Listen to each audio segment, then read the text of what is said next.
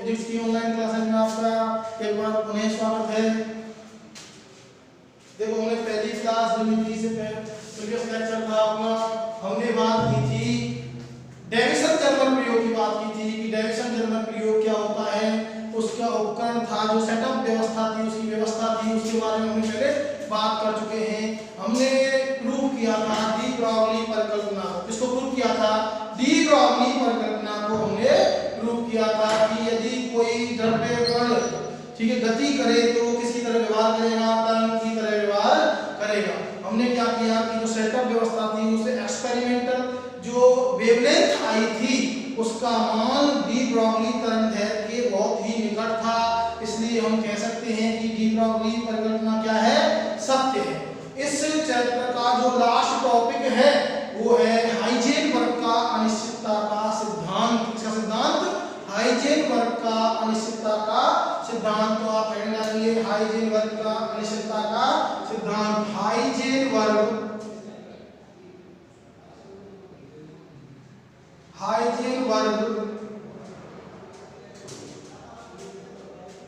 Heisenberg का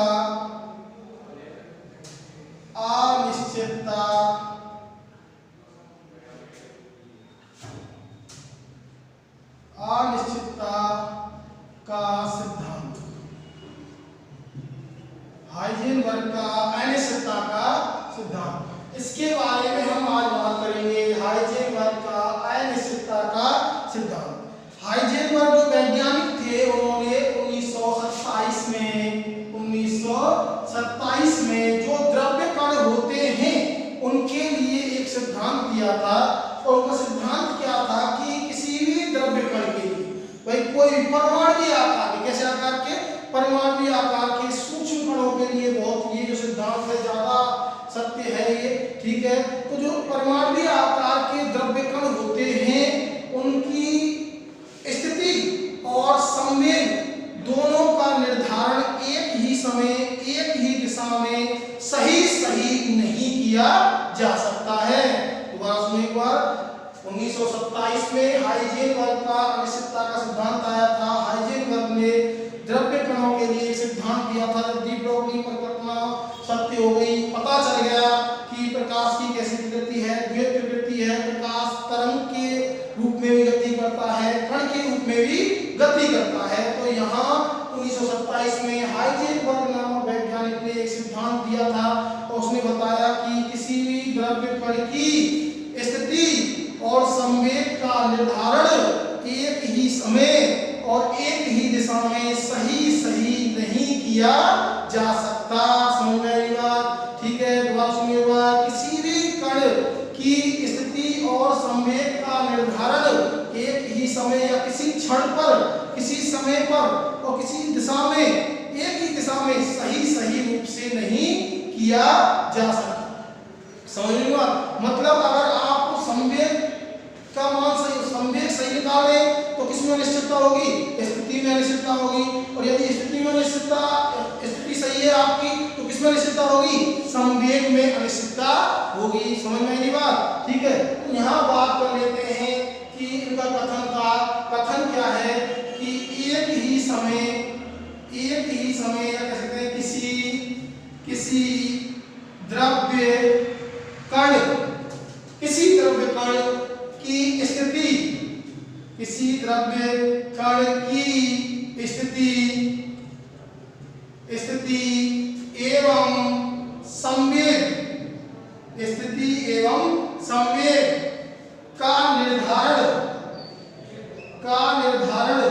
निर्धारण किसी क्षण एक ही दिशा में,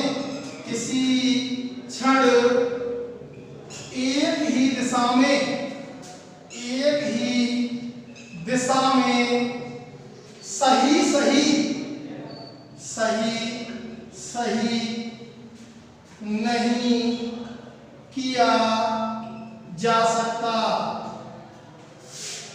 नहीं किया जा सकता।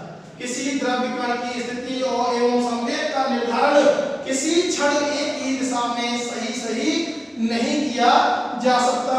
यदि संवेग आप सही ज्ञात कर रहे हैं तो स्थिति में अनिश्चितता होगी, और यदि स्थिति सही आप कर रहे हैं तो संवेग में अनिश्चितता होगी। तो समझ में आएगी बात, ठीक है। मान लिया कि कोई कण है, माना किसी कण, अच्छा कर कैसे लिख सकते, मान लिया किसी कण की स्थिति में अनिश्चितता डेल्टा x है, कितनी है, डेल्टा x है। माना किसी कण की स्थिति में अनिश्चितता मान ली मैंने डेल्टा x, ठीक है। कण की संवेग में अनिश्चितता है डेल्टा p, कितनी है, डेल्टा p। देखो कण की स्थिति में अनिश्चितता कितनी है, डेल्टा x मानी मैंने, और कण के संवेग में अनिश्चितता कितनी है, डेल्टा p। तो कण की स्थिति में अनिश्चितता और संवेग में अनिश्चितता का जो गुणनफल है डेल्टा x डेल्टा p, ये हमेशा h/4 पाई के बराबर होगा या इससे अधिक होगा। हाइजेनबर्ग के सिद्धांत के अनुसार यदि किसी कण की स्थिति में अनिश्चितता डेल्टा x है, ठीक है, संवेग में अनिश्चितता डेल्टा p है, तो स्थिति में अनिश्चितता और संवेग में अनिश्चितता का गुणनफल इक्वल टू ग्रेटर देन होगा h/4 पाई के, किसके, h/4 पाई के। या ऐसे कह सकते हैं कि हमेशा स्थिति में अनिश्चितता और संवेग में अनिश्चितता का गुणनफल h/4 पाई से कम नहीं हो सकता है। किससे कम नहीं हो सकता है, h/4 पाई से कम नहीं हो सकता है। ये इसका भैया फॉर्मूला हुआ, किसका, हाइजेनबर्ग के अनिश्चितता के सिद्धांत का। हमेशा स्थिति में अनिश्चितता और संवेग में अनिश्चितता का जो गुणनफल है, या तो वो h/4 पाई से क्या होगा, ज्यादा होगा, या फिर इसके बराबर होगा, इससे कम नहीं हो सकता है। यहाँ आप h के बारे में जानते हैं, h क्या है, यहाँ h के बारे में जानते हैं, प्लांक कांस्टेंट है, क्या है, आपको पता चल गया होगा आपको, प्लांक कांस्टेंट है। h क्या है, प्लांक कांस्टेंट, और h का मान आप जानते हैं, h का मान होता है 6.63 या 2 × 10⁻⁻34 जूल और सेकंड। समझ में आई बात, ठीक है। यदि इसको आगे और किया जाए तो देखो मैं यहाँ लिख सकता हूँ, इसको ऐसे लिख सकता हूँ, delta x dot delta p संवेग में अनिश्चितता और स्थिति में अनिश्चितता का गुणनफल ग्रेटर देन होगा या इक्वल टू होगा h×2, h×2। हमने कुछ नहीं किया है, यहाँ पर h/2 पाई के स्थान पर रख दिया है h×, क्या रख दिया है, h× हमने रख दिया है, h/2 पाई के स्थान पे हमने क्या रख दिया है, h× रख दिया है। वापस इसे रखेंगे h× का मान, ठीक, h/2 पाई रखेंगे, क्या आ जाएगा, h/4 पाई। ये आपकी सुविधा के लिए किया गया है कि आप कैलकुलेशन आसानी से कर सके, ठीक है। h का मान होता है, h× का मान होता है 1.34 ठीक है, और जूल सेकंड होगा। समझ में आएगा, ठीक है। तो देखो h का मान क्या हो गया, h का मान होगा 1.054 जूल सेकंड होगा। तो ये भी आपका फॉर्मूला होगा, समझ में आएगी बात, ठीक है। तो देखो अब हमारे पास यदि भिन्न भिन्न दिशाएं हैं, यदि x दिशा में कोई कण गति कर रहा है तो x दिशा में निकालें, कोई कण y दिशा में गति कर रहा है तो y दिशा में हम निकालें, इस तक सिद्धांत लगाएं। तो हमारे पास बहुत सारे भिन्न भिन्न दिशाएं हैं, x दिशा में, y दिशा में, z दिशा में। यदि हमें अनिश्चितता का सिद्धांत लगाना है, स्थिति और संवेग में अनिश्चितता निकालनी है, तो देखो कैसे निकालेंगे। हाँ भैया, तो यहाँ इसको मैं रब कर देता हूँ। तो मान लिया, मैंने माना, आपको समझ में आया होगा अनिश्चितता का सिद्धांत। मैंने मान लिया कि कोई कण है और वो x दिशा में गति कर रहा है। कौन सी दिशा में गति कर रहा है, x दिशा में। मैंने यहाँ लिखा कि कोई द्रव्य कण है, परमाणु आकार, छोटे कण हो चाहिए, सूक्ष्म कण हो चाहिए।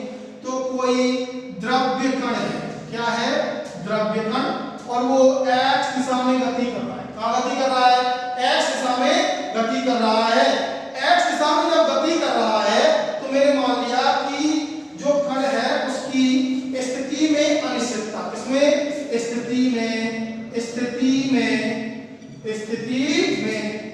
अनिश्चितता, स्थिति में अनिश्चितता है डेल्टा एक्स। कितनी है? डेल्टा एक्स है। मान लिया कोई द्रव्य कण एक्स दिशा में गति कर रहा है, ठीक है, उसकी स्थिति में अनिश्चितता कितनी है? डेल्टा एक्स है। संवेग में अनिश्चितता, संवेग में अनिश्चितता है, संवेग में अनिश्चितता मान ली मैंने, ठीक है, डेल्टा पी, और एक्स दिशा में तो डेल्टा पी एक्स। तो इसके लिए क्या बनेगा फॉर्मूला? इसके लिए फॉर्मूला होगा आपका delta x dot delta p x बराबर greater than equal to H upon में 4 पाई, या लिख सकते हैं एच क्रॉस अपॉन में 2। समझ में आई बात? ठीक है। यदि y दिशा में गति कर रहा है तो y दिशा में, ठीक है, तो ये तो है x डायरेक्शन के लिए, इसके लिए x दिशा के लिए, इसके लिए x दिशा के लिए ये फॉर्मूला बन जाएगा। यदि y दिशा के लिए बात करें, y दिशा के लिए बात करें, y दिशा के लिए बात करें तो y दिशा में क्या बनेगा फॉर्मूला? देखो y दिशा में बनेगा delta y dot delta P Y greater than equal to H upon में 4 पाई। समझ में आई बात? आप ऐसे लिख सकते हैं delta y dot delta P Y greater than equal to H cross upon में 2 भी आप लिख सकते हैं। और यदि z दिशा में आप निकालें, z दिशा में यदि आप अनिश्चितता निकालें तो z दिशा में देखो कैसे निकालेंगे? Delta z dot delta P z greater than equal to H upon में 4 पाई। ये z डायरेक्शन के लिए बनेगा और ये y डायरेक्शन के लिए बनेगा। समझ में आई बात? और ये x डायरेक्शन के लिए बनेगा। समझ में आई बात? ठीक है। यदि दो संख्याएं हैं, कौन कौन सी संख्याएं हैं? ऊर्जा है और समय है। ऊर्जा और समय दो संयुग्मी संख्याएं हैं, तो ऊर्जा में अनिश्चितता मान लेते हैं। ऊर्जा और समय दे रखा है और उनमें हमको अनिश्चितता का सिद्धांत लगाना है। तो देखो मान लिया कि ऊर्जा में अनिश्चितता है डेल्टा ई, ठीक है, और समय में अनिश्चितता है डेल्टा टी, तो greater than equal to H upon में क्या होगा? 4 पाई होगा। समझ में नहीं बात? ठीक है। डेल्टा ई क्या है यहाँ? ऊर्जा में अनिश्चितता। समझ में नहीं बात? ठीक है। डेल्टा टी क्या है यहाँ? समय में अनिश्चितता। तो इसके लिए हाइजेनबर्ग का सिद्धांत बनेगा delta E dot delta T greater than equal to H upon में 4 पाई बन जाएगा। समझ में आई बात? इसके हम क्वेश्चन कराएंगे, न्यूमेरिकल क्वेश्चन दे रखे हैं, कई साल से आ भी नहीं रहा है, आने के भी चांस बनते हैं। अच्छा एक बात, जो अनिश्चितता का सिद्धांत है सूक्ष्म मतलब छोटे और स्थूल दोनों कणों के लिए क्या है? सत्य है। लेकिन क्या होता है कि जब बड़े कण होते हैं कि कोई वस्तु होती है उनमें इसका प्रेक्षण बहुत कम होता है। समझ में नहीं बात? और ये जो अनिश्चितता है किसी भी स्थिति और समय में जो अनिश्चितता है ये किसी उपकरण के द्वारा नहीं है, ना ही तो उपकरण के द्वारा ये उत्पन्न होती है और ना ही इसे किसी भी उपकरण से हम हटा सकते हैं। समझ में नहीं बात? ठीक है। जो ये अनिश्चितता उत्पन्न होती है ना तो ये किसी उपकरण के कारण उत्पन्न होती है और ना ही हम किसी भी उपकरण से इसको हटा सकते हैं। समझ में आई बात? आगे सुनो कि ये जो अनिश्चितता का सिद्धांत है सूक्ष्म और स्थूल का मतलब बड़ा, सूक्ष्म मतलब छोटा, दोनों कणों के लिए सत्य है। लेकिन जो सूक्ष्म परमाणु आकार के कण हैं उनमें इसका प्रेक्षण सही होता है, जबकि जो बड़े आकार की वस्तुएं हैं यदि उनके लिए अनिश्चितता का सिद्धांत लगाया जाए तो उनमें इनका जो प्रेक्षण है वो बहुत कम होता है, समय बहुत ही कम देखने को मिलता है। समझ में आई बात? ठीक है। तो ये हुआ भैया आपका अनिश्चितता का सिद्धांत।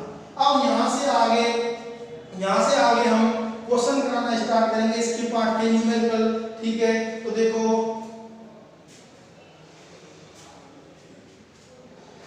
हम क्वेश्चन करा रहे हैं।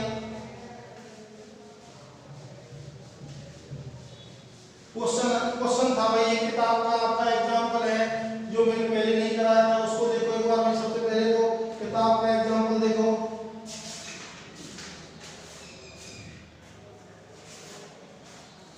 क्वेश्चन है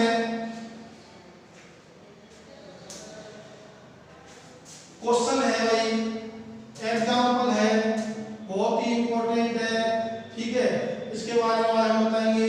क्वेश्चन फर्स्ट कराने देखो एक एल्फा कण एवं प्रोटॉन, एक एल्फा कण एवं प्रोटॉन समान चुंबकीय क्षेत्र में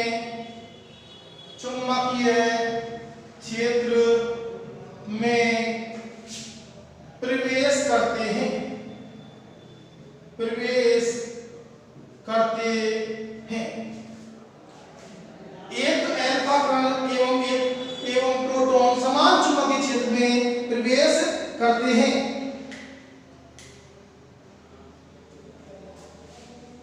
इनके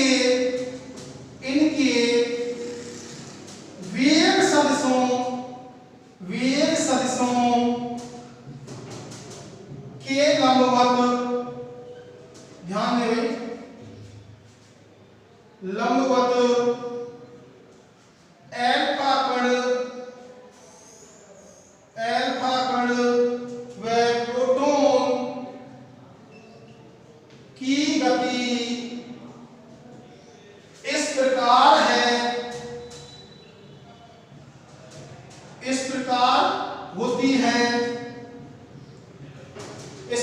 होती है कि उनके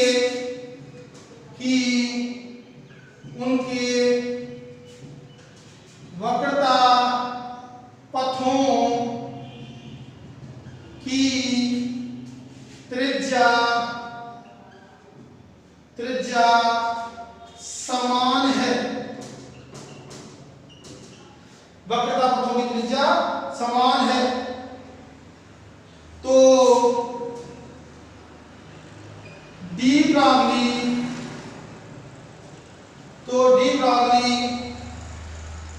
तरंग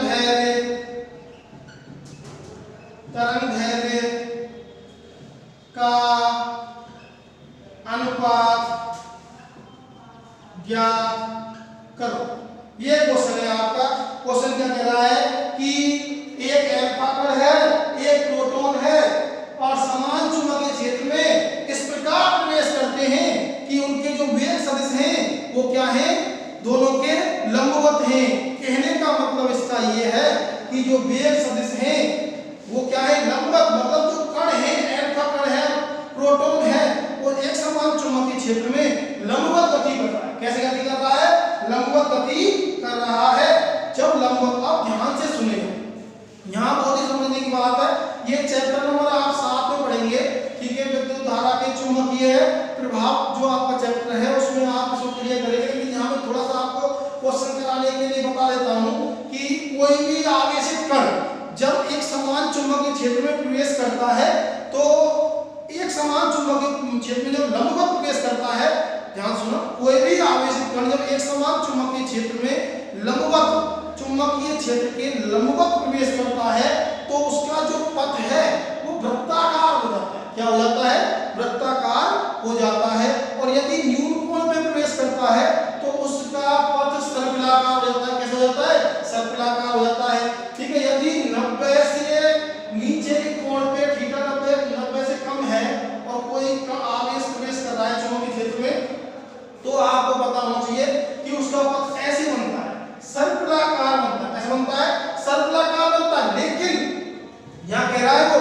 कि जो एल्फा कण है और प्रोटॉन है वो चुंबकीय क्षेत्र में लंबवत प्रवेश कर रहे हैं। कैसे प्रवेश कर रहे हैं, लंबवत, चुंबकीय क्षेत्र की दिशा के लंबवत प्रवेश कर रहे हैं। और जब कोई भी आवेशित कण चुंबकीय क्षेत्र की दिशा के लंबवत चुंबकीय क्षेत्र में प्रवेश करता है तो उसका पथ हो जाता है कैसा, वृत्ताकार हो जाता है। कैसा हो जाता है, वृत्ताकार पथ हो जाता है।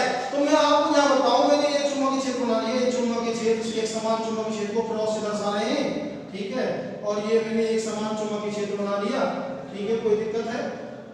ये मैंने एक समान चुंबकीय क्षेत्र बनाया, ठीक है। अच्छा, जब एक समान चुंबकीय क्षेत्र है तो यहाँ मैंने V लिख दिया। V वेक्टर, चुंबकीय क्षेत्र को किससे व्यक्त करते हैं, V से। सदिश राशि है तो क्या लगा दिया मैंने, वेक्टर लगा दिया। मैग्नेटिक फील्ड है नहीं। अब अल्फा कण है और प्रोटॉन है, दोनों ही इसके लंबवत प्रवेश कर रहे हैं। कैसे प्रवेश कर रहे हैं, लंबवत प्रवेश कर रहे हैं। और जब लंबवत प्रवेश करेंगे तो इनका पथ कैसा हो जाएगा, वृत्ताकार हो जाएगा। कैसा हो जाएगा, वृत्ताकार पथ हो जाएगा। और दोनों का जो पथ है उनकी त्रिज्याएं हैं पथों की वो क्या है, समान है। समझ बात, ठीक है।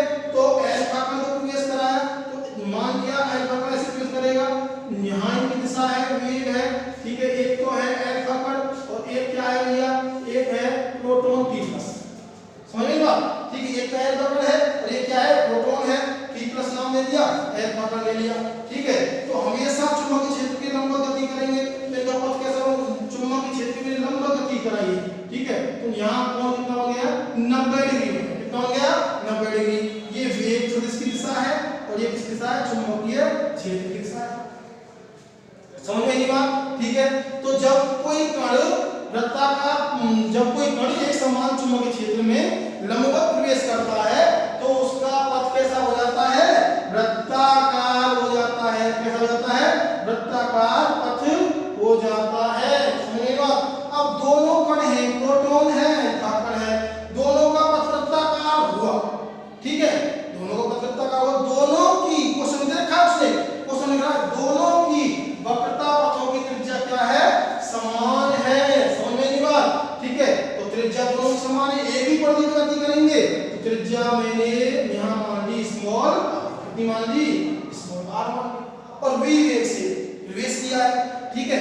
अच्छा, कोई भी कण, मेरा आपको 11th क्लास में बताया, जब कोई भी कण वृत्ताकार पथ में गति करता है तो वृत्ताकार पथ में गति करने के लिए कण को क्या चाहिए, आवश्यक होता है। वृत्ताकार पथ में गति करने के लिए कौन सा बल आवश्यक होता है, अवकेंद्रीय बल आवश्यक होता है। कौन सा बल आवश्यक होता है, अवकेंद्रीय बल आवश्यक होता है।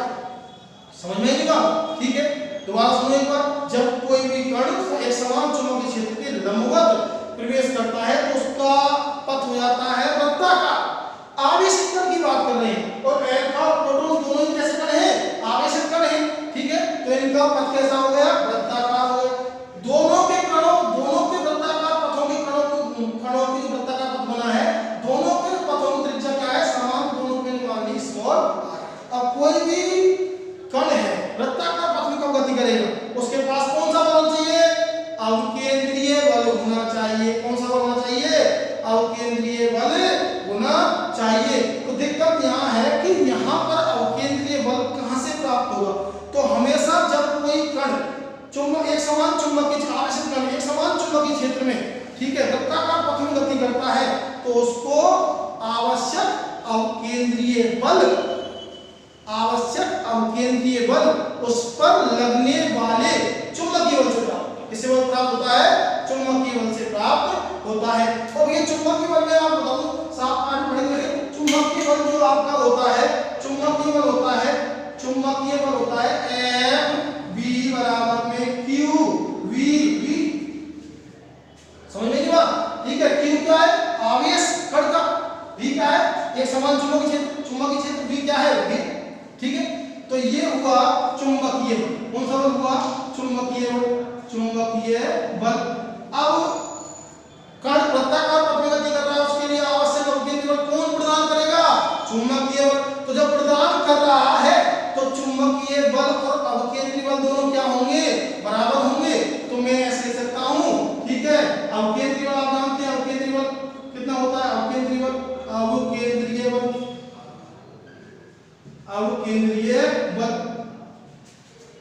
mv² अपॉन में r, ये होता है। दोनों ही बराबर होंगे। एक समीकरण नंबर 2, मैंने कही आवश्यक अवकेंद्रीय बल कहां से मिलेगा, चुंबकीय बल से। तो मैं लिख सकता हूं qvb बराबर mv² अपॉन में r। समझ में आई बात, ठीक है। एक b से b कट जाएगा, यहां आ जाएगा r, तो qv r बराबर में mb। ये आपके पास एक समीकरण आया, ठीक है। इसको समीकरण नंबर दे देंगे 3। कोई दिक्कत आपको, केवल आवश्यक अवकेंद्रीय बल किसके बराबर किया है, चुंबकीय बल। किसके बराबर किया है, चुंबकीय बल के बराबर किया है, ठीक ठीक है, आप जल्दी नोट करें, इसको फटाफट नोट कर लें। आवश्यक अवकेंद्रीय बल, मैंने स्क्रीनशॉट ले लिया इसका फटाफट, ठीक है। ये मैंने आवश्यक अवकेंद्रीय बल चुंबकीय बल के बराबर कर दिया, ये मैंने इसका डायग्राम बनाया। अब देखो, अपने पास डी ब्रोगली तरंग दैर्घ्य पूछी है इसने, और डी ब्रोगली तरंग दैर्घ्य क्या होती है वो मैं आपको अभी बता रहा हूं। डी ब्रोगली तरंग दैर्घ्य होती है लैम्ब्डा बराबर में h अपॉन में p, ये जानते हैं आप, ठीक है। और p बराबर में क्या होता है, p बराबर में आप जानते हैं mv होता है, ठीक है। तो लैम्ब्डा बराबर में h अपॉन में mv, कोई दिक्कत, mv का मान यहां से ले लिया, तो यहां से ले लिया लैम्ब्डा बराबर में, ठीक, कितना आ गया h अपॉन में qvr। देखो बेटा, ये कांस्टेंट है, ये कांस्टेंट, ये कांस्टेंट, ये एक समान चुंबकीय क्षेत्र दे रखा है उसको, तो चुंबकीय क्षेत्र नहीं बदलता है तो कांस्टेंट हो। त्रिज्या दोनों की समान है, दोनों की त्रिज्या समान, तो आपकी तरंग दैर्घ्य किस पर निर्भर कर रही है, आवेश पर। किस पर निर्भर कर रही है, आवेश पर निर्भर कर रही है। तो आवेश पर जब तरंग दैर्घ्य निर्भर कर रही है तो आपको तरंग दैर्घ्य निकालनी है। तो देखो लैम्ब्डा समानुपाती होगा 1 में q, समझ में आई बात। आवेश पे तरंग दैर्घ्य क्या कर रही है, निर्भर कर रही है। अब देख लेते हैं प्रोटॉन का और अल्फा कण के लिए, प्रोटॉन के लिए और अल्फा कण के लिए। तो देखो प्रोटॉन और अल्फा कण के लिए हम देखें तो देखो प्रोटॉन का आवेश मान लिया मैंने qp मान लिया, कितना मान लिया, प्रोटॉन का आवेश मान लिया मैंने, प्रोटॉन का आवेश qp, समझ में आई बात, ठीक है। अच्छा अल्फा कण का आवेश प्रोटॉन कितना होता है, दुगना, ठीक है। तो q अल्फा बराबर में 2qp, कोई दिक्कत है क्या, समझ में आई बात। q बराबर में qp प्रोटॉन का आ गया, और ये किसका आ गया, अल्फा कण का आवेश यहाँ आ गया भैया, दुगना होता है। अल्फा कण का आवेश कितना होता है, प्रोटॉन के आवेश का दुगना, ठीक है। तो देखो अब हम यहाँ निकाल लेते हैं, तो कोई समस्या नहीं है। तो देखो यहाँ मैं निकालूं तो अपने पास इसकी तरंग दैर्घ्य मैंने मान ली लैम्ब्डा 1, ऐसे कर लेते हैं लैम्ब्डा, ठीक है। किसकी निकालूं, अल्फा की, अल्फा बटे में लैम्ब्डा, और यहाँ क्या आ जाएगा, अल्फा के लिए निकालो तो यहाँ समानुपाती किसका आ जाएगा, समानुपाती किसका आ जाएगा, 1 अपॉन में इसके 2pqp प्लस, ठीक है। अब प्रोटॉन के लिए निकालते हैं, प्रोटॉन के लिए लैम्ब्डा p प्लस बराबर समान विद्युमानुपाती 1 अपॉन में qp प्लस, कोई दिक्कत है, यहां से आ जाएगा। इन दोनों को हल करेंगे, अनुपात निकालें तो लैम्ब्डा अल्फा अपॉन में लैम्ब्डा p प्लस, तो देखो इसका कितना आ गया अनुपात, ठीक है, यहाँ 1 अपॉन में 2qp प्लस, इसका भाग उल्टा हो जाएगा qp प्लस बटे 1, ये कट जाएगा, तो लैम्ब्डा अल्फा बटे में लैम्ब्डा p प्लस बराबर में 1 बटे में 2, 1 अनुपात 2, समझ गए आप, कितना आएगा दोनों का, 1 अनुपात 2 आएगा। फटाफट जल्दी नोट करें।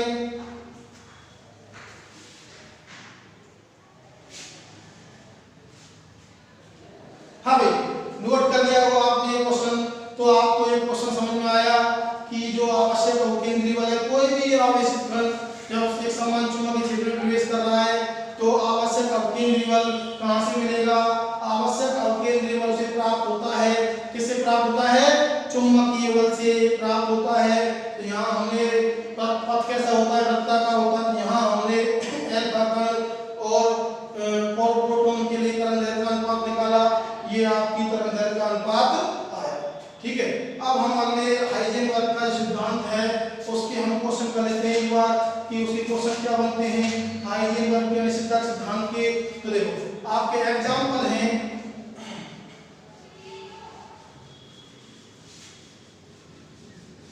एग्जांपल है आपका,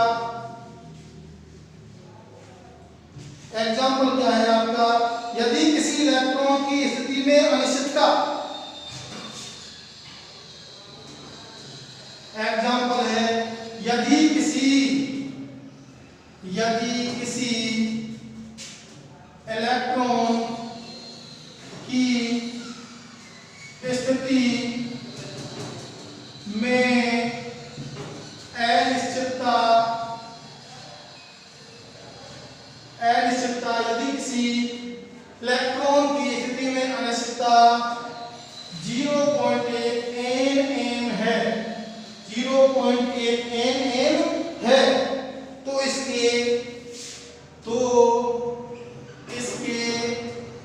संवेग में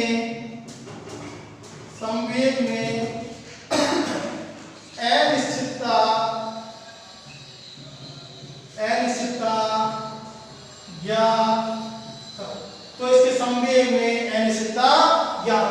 यदि किसी इलेक्ट्रॉन की स्थिति में अनिश्चितता 0.1 nm है, तो इसकी इसमें संवेग में अनिश्चितता ज्ञात करनी है, तो आपको क्या करना भैया, आपके पास फॉर्मूला है delta x dot delta p greater than equal to h upon में 4 पाई, या फिर आप ऐसे सकते हो delta x dot delta p greater than equal to h cross upon में 2। कोई दिक्कत, कोई समस्या? इसमें निकालनी है संवेग में अनिश्चितता निकालनी, इसमें अनिश्चितता निकालनी है, संवेग में अनिश्चितता निकालनी है। तो संवेग में आप न्यूनतम अनिश्चितता किसके बराबर, न्यूनतम मान किसके बराबर होगा, इसके, इन दोनों को मैंने इक्वल टू चिन्ह ले लिया, तो देखो संवेग में अनिश्चितता निकाल डेल्टा p बराबर h क्रॉस बटे में 2 डेल्टा x। ये संवेग में अनिश्चितता का फॉर्मूला आ गया। तो यहाँ पे देखो दे रखी है, कितनी दे रखी है हमारे पास, ठीक है, ये दे रखी है डेल्टा x स्थिति में अनिश्चितता दे रखी है 0.1 nm, तो इसको डेल्टा x बराबर कर सकता हूँ 0.1 गुणा, ठीक है, 0.1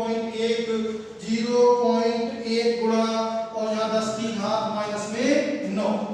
भाई नैनो को हटाना, नैनो को मीटर बनाना, 10 की घात माइनस 9 से क्या करेंगे, गुणा, किसमें आ गई, मीटर में। अब मान रख लेते हैं डेल्टा p, ठीक है, बराबर में h क्रॉस 1.05, ठीक है, गुणा 10 की घात माइनस में 34 बटे 2 गुणा 0.1 गुणा 10 की घात माइनस में 9, घात ऊपर जाएगी तो कितनी हो जाएगी, डेल्टा p बराबर में 1.05, ठीक है, गुणा, ठीक है, 10 की घात 9 घटाएंगे, प्लस की ऊपर जो ऊपर जाएगी प्लस की जाएगी, ठीक है, 34 में से घटा देंगे तो कितनी हो जाएगी, 10 की घात माइनस में 25, समझ में आएगी बात, ठीक है, गुणा करेंगे तो 0.2, भाग देके इसे सॉल्व करेंगे, भाग देके 0.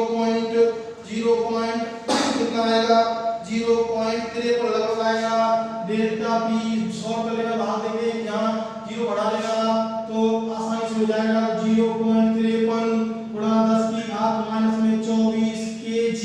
मात्रा क्या होता है संवेग का, संवेग kg मीटर अपॉन में सेकंड, kg मीटर अपॉन में सेकंड। समझ में आई बात, ठीक है, ये आपका एग्जांपल हुआ। आगे देखते हैं इसको फटाफट नोट करो।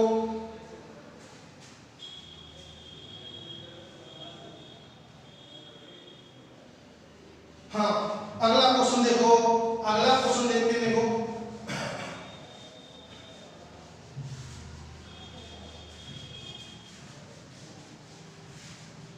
अगला क्वेश्चन देखते हैं। अगला क्वेश्चन है किसी परमाणु में, क्वेश्चन तीसरा देखो एग्जांपल है, किसी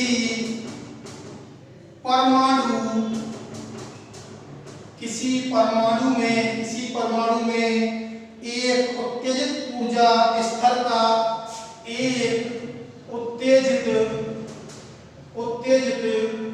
ऊर्जा स्तर का आयुकाल, एक उत्तेजित ऊर्जा स्तर का आयुकाल 1 गुणा 10 की घात 1.0 गुणा 10 की घात माइनस 8 सेकंड है, तो उत्तेजित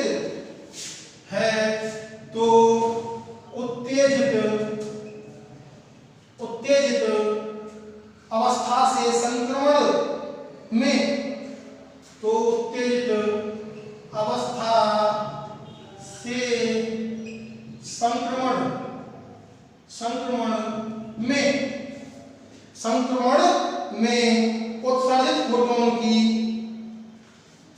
में उत्सर्जित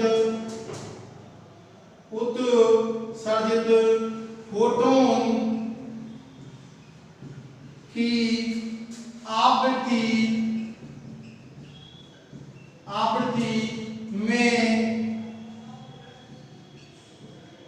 आवृत्ति में अनिश्चितता ज्ञात करो। आवृत्ति में अनिश्चितता ज्ञात करो।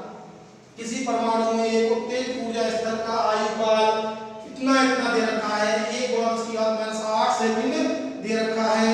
तो किसमें उत्तेजित अवस्था से संक्रमण कर रहा है, ठीक है, उत्तेजित अवस्था से संक्रमण कर रहा है। उत्तेजित अवस्था से संक्रमण में उत्सर्जित जो फोटोन होगा उसकी आवृत्ति में अनिश्चितता ज्ञात कीजिए। समझ में आई बात? ठीक है, तो मैंने देखो आपको ऊर्जा और समय के लिए फॉर्मूला लिखाया है।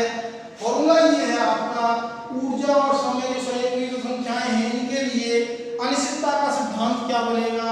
इनके लिए अनिश्चितता सिद्धांत बनेगा डेल्टा ई ऊर्जा में अनिश्चितता डॉट डेल्टा टी, ठीक है, टाइम समय में अनिश्चितता greater than equal to h upon में 4 या h क्रॉस अपॉन में 2। न्यूनतम अनिश्चितता कितनी होगी तो बराबर ले सकते हैं, या न्यूनतम के लिए न्यूनतम मान बराबर ही होगा। समझेगा? ठीक है, तो delta E dot delta T बराबर में h अपॉन में 4। ठीक है, हमको किसमें अनिश्चितता निकालनी है? आवृत्ति में निकालनी है। तो देखो भैया डेल्टा ई की जगह, अच्छा ई बराबर में क्या होता है, चूंकि ई बराबर होता है h न्यू होता है, ठीक है, h कांस्टेंट है, तो डेल्टा ई बराबर में क्या हो जाएगा h डेल्टा न्यू, क्या हो जाएगा h डेल्टा न्यू। तो आपके पास फॉर्मूला क्या बनेगा? आप बनेगा h डेल्टा न्यू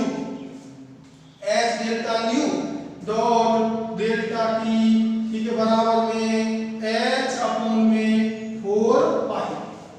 ठीक है, तो यहाँ आवृत्ति में अनिश्चितता निकाल लेंगे। देखो डेल्टा न्यू बराबर h अपॉन में 4 पाई, ठीक है, इनटू में h, इनटू में क्या आ जाएगा डेल्टा t। सबका मान अपने पास है, सबका मान रखेंगे।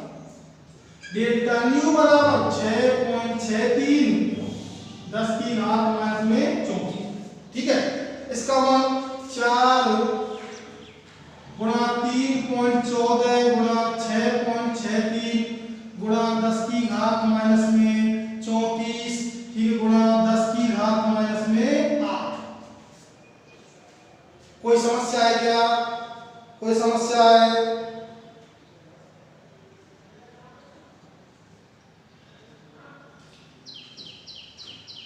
एक बार जल्दी नोट करो फटाफट जल्दी। कोई समस्या हो तो जल्दी।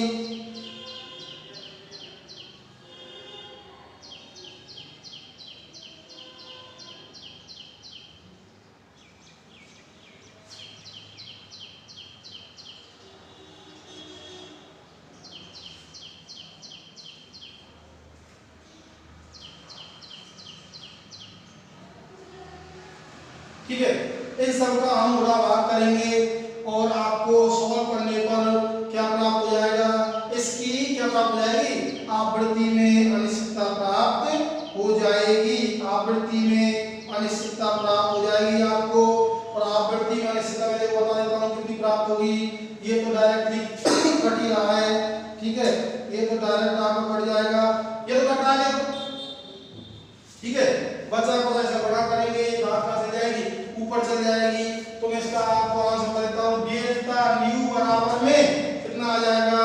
इसका आंसर आएगा 8 गुणा 10 की घात 8 गुणा लगभग 10 की घात 6 हर्ट्ज आंसर आएगा इसका। समझ में आई बात? ठीक है, ये तो कट जाएगा, इसको आगे 100 को पूरा कर लेंगे और गुणा भाग करके ये इसका क्या आ जाएगा? आंसर आ जाएगा। समझ में आई बात? तो देखो अगला क्वेश्चन देखते हैं,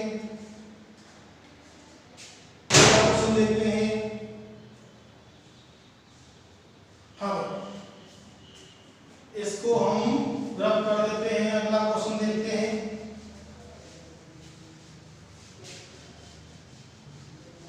बेटा थोड़ा सा फास्ट करना होगा, तेज गति से चलना होगा। तो देखो इसके आगे क्वेश्चन देख लेते हैं, हम किताब के आगे क्वेश्चन देख लेते हैं।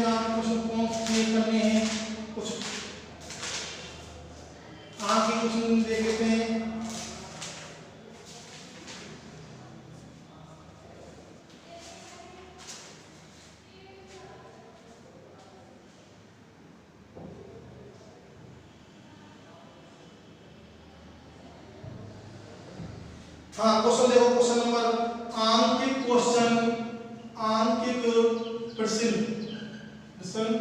और 12वें नंबर का है। कौन से नंबर का है? 12वें नंबर का है कक्षता।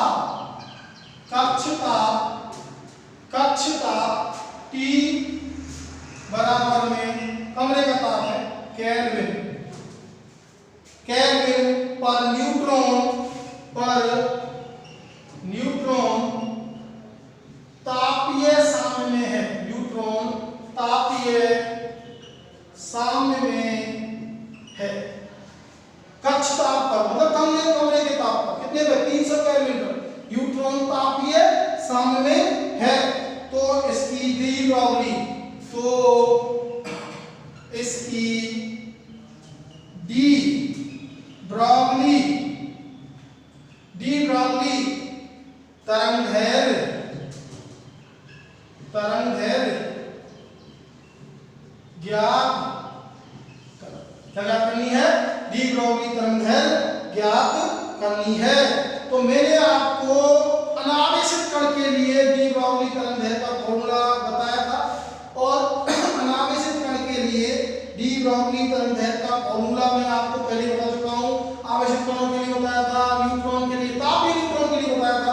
तो तापीय न्यूट्रॉन के लिए डी ब्रॉगली तरंगदैर्घ्य लैम्डा n बराबर 25.2 बटे में अंडर रूट में कैपिटल T, और ये किसमें था? एंगस्ट्रॉम में। किसमें था? एंगस्ट्रॉम में। और T बराबर दे रखा है, कितना दे रखा है? 300 केल्विन दे रखा है। तो यहाँ मान रख देंगे, ठीक है, कैलकुलेशन करनी पड़ेगी यार। तो यहाँ मान रखेंगे तो देखो कितना आ जाएगा? 25.2 बटे में अंडर रूट में कितना आ जाएगा? 300, ठीक है। इसका अंडर रूट निकालेंगे तो लगभग कितना आएगा? 17.3 लगभग आएगा। 17, हाँ देखो 17 तो सही है, फिर आगे आता 18 हो जाता, ठीक है। तो 25.2 17, ठीक है, बट 0.32 लगभग में इतना आता है इसका, ठीक है। और भाग दे देंगे इसमें, तो भाग दे देंगे तरंगदैर्घ्य आएगी आपकी, देखो भाग दोगे इसमें, एक बार दिया तो कुछ एक पॉइंट में आएगी, ठीक है। पॉइंट डालेंगे तो जीरो बढ़ा देंगे ऊपर, समझ में बात, तो आएगी 12.45, ठीक है। कितनी आएगी? 12.45 एंगस्ट्रॉम के समथिंग आ जाएगी इसकी। आप इसको यहाँ सॉल्व करेंगे तो सॉल्व करेंगे कितनी आ जाएगी? देखो यहाँ हो जाएगा, यहाँ हो जाएगा, ठीक है। 2 जीरो बढ़ाइए ऊपर, तो लेना ऐसे कर लेना, ठीक है। तो 2 जीरो बढ़ा देंगे ऊपर तो 25, ठीक है। एक बार बोलेंगे तो 2 जीरो, ठीक है। यहाँ आ जाएंगे एक जीरो बढ़ेगी तो 173.2, ठीक है। तो ये लगभग आएगा लैम्डा n बराबर में 12.45 एंगस्ट्रॉम, कितना आ जाएगा? 12.45 एंगस्ट्रॉम लगभग में आ जाएगा। समझ में आएगा, ठीक है। तो देखो अगला क्वेश्चन देखो, आंकिक प्रश्न की बात कर लेते हैं और अगले की, ठीक है। तो देखो अगला आंकिक प्रश्न बात करते हैं, एक और देखो क्वेश्चन, जो काम के क्वेश्चन है वही करने, आप तुम्हें बहुत कराए नोट्स मिल जाएंगे आपको। देखो क्वेश्चन नंबर आपका बहुत ही अच्छा है, आंकिक प्रश्न का 9वां क्वेश्चन है। आंकिक प्रश्न का 9वां क्वेश्चन है। क्वेश्चन क्या है? विद्युत चुम्बकीय स्पंद का, विद्युत चुम्बकीय स्पंद, विद्युत चुम्बकीय स्पंद का काल, विद्युत चुम्बकीय स्पंद का काल 0.3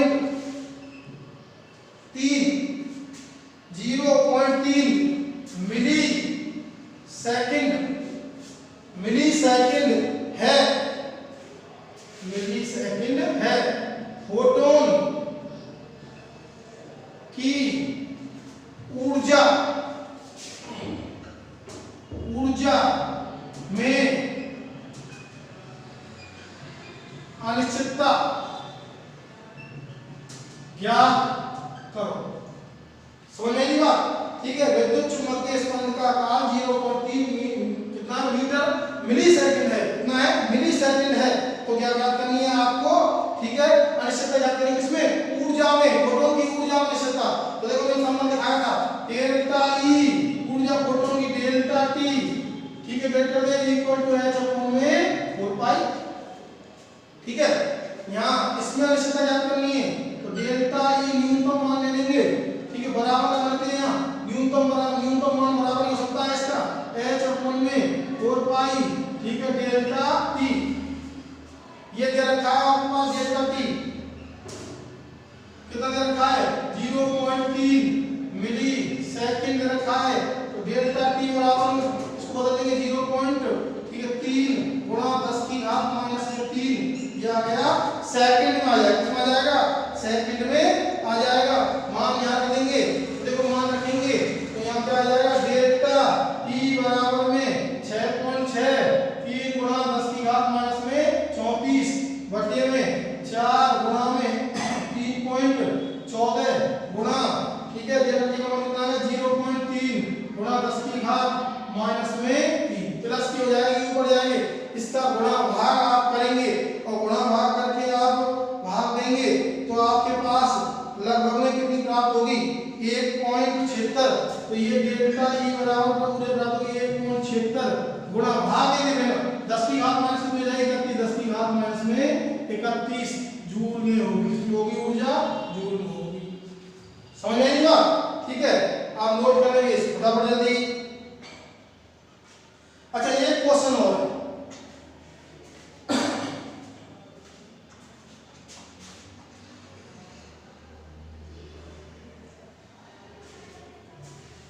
एक क्वेश्चन देखो बहुत ही अच्छा क्वेश्चन है, आप भ्रमित मत होना ऐसे क्वेश्चन देखो। समान ऊर्जा के फोटोन, क्वेश्चन नंबर दे रखा है क्वेश्चन का 8, समान ऊर्जा के प्रोटॉन एवं अल्फा कण के लिए, समान ऊर्जा के प्रोटॉन एवं अल्फा कण के लिए डी ब्रोगली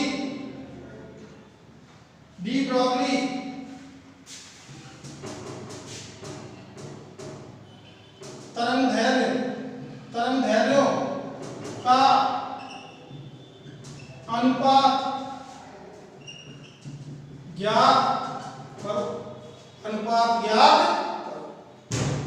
समझ में आई बात, ठीक है। समान ऊर्जा के प्रोटॉन एवं अल्फा कण के लिए डी ब्रोगली तरंग दैर्घ्यों को क्या करना है, अनुपात ज्ञात करना है, समझ में आई बात। एक क्वेश्चन में समान विभवांतर करने के लिखा है, तो समान विभवांतर से त्वरित अल्फा कण और प्रोटॉन का क्या करना था, वहां पे डी ब्रोगली तरंग दैर्घ्य का अनुपात ज्ञात करना है। तो यहाँ हम ज्ञात करेंगे, अपने पास ऊर्जा समान है तो हम यहाँ ज्ञात कर लेंगे लैम्ब्डा बराबर में h अपॉन में अंडर रूट में सूत्र 2m e, ऊर्जा समान है, e क्या है, e समान है, e क्या है समान है, ठीक है। तो दो कांस्टेंट है तो लैम्ब्डा, ठीक है, व्यक्तिमानुपाती किसकी हो जाएगा 1 अपॉन में रूट m के, समझ में आई बात, ठीक है। अब प्रोटॉन के लिए निकाल लेते हैं प्रोटॉन का द्रव्यमान m अल्फा प्रोटॉन अल्फा का द्रव्यमान, ठीक है, कितना 4 गुना होता है किसके प्रोटॉन के द्रव्यमान का, समझ में आई बात, ठीक है। तो देखो यहाँ कैसे बनेगा लैम्ब्डा प्रोटॉन प्लस में लैम्ब्डा अल्फा बराबर लैम्ब्डा प्रोटॉन के लिए क्या बन जाएगा ये 1 अपॉन में अंडर रूट में mp, ठीक है, प्लस में और भाग देंगे अल्फा कण के लिए तो गुणा उल्टा हो जाएगा अंडर रूट में 4mp, अल्फा कण की तरह देंगे क्या लिखेंगे 4mp लिखेंगे, ठीक है। तो देखो यहाँ पे आ जाएगा ये, यहाँ देखो फटाफट देखो क्या आ जाएगा, यहाँ आपके पास आ जाएगा, देखो यहाँ ये बढ़ जाएगा, इससे 4 बचेगा तो लैम्ब्डा p प्लस बटे में लैम्ब्डा अल्फा बराबर 2 अनुपात 1, ये आ जाएगा, समझ में आई बात। मैंने इस चैप्टर के आपको क्वेश्चन कराए, ठीक है, और भी ऐसे क्वेश्चन कराए जाएंगे, लेकिन अगली क्लास में हम थोड़ी फास्ट गति से करते हुए अगला चैप्टर स्टार्ट करेंगे और अगला हम चैप्टर स्टार्ट करेंगे प्रकाश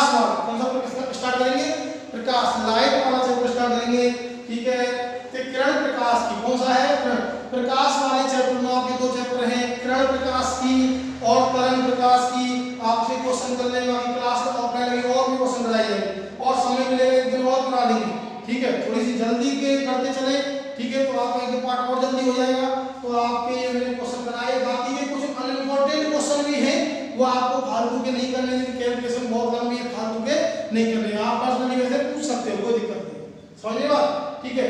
यहाँ तक मैंने आपसे बात की, ठीक है।